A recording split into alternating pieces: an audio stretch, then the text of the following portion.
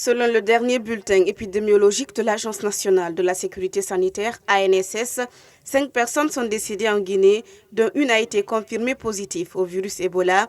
Les 4 autres étant considérées comme des cas probables, 2 autres personnes ont été déclarées positives, précise l'agence, et 10 autres personnes présentent des symptômes.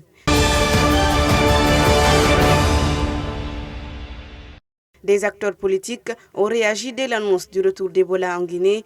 Pour le président du parti Génération Citoyenne, GECI, cette rechute est due à une négligence de la part des autorités.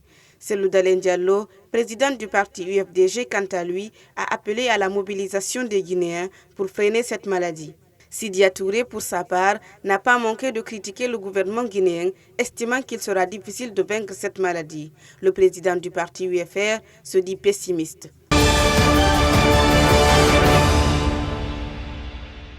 Le chef de file de l'opposition parlementaire, les membres de son cabinet et d'autres opposants ont été reçus ce lundi à huis clos par le Premier ministre guinéen à la primature. Il a été question de parler des sujets d'intérêt national.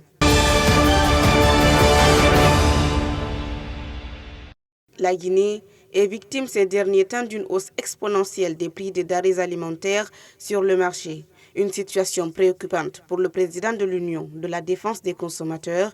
Il menace d'organiser une campagne de boycott les jours à venir.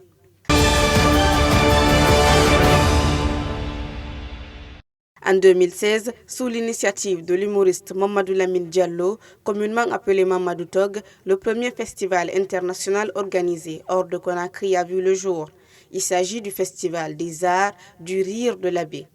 Une aventure culturelle et touristique qui regroupe des grands humoristes du pays et du continent.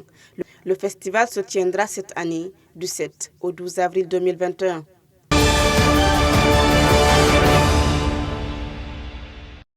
Le collège de Matoto 1, situé dans la commune du même nom, se trouve dans un état de crépitude avancée.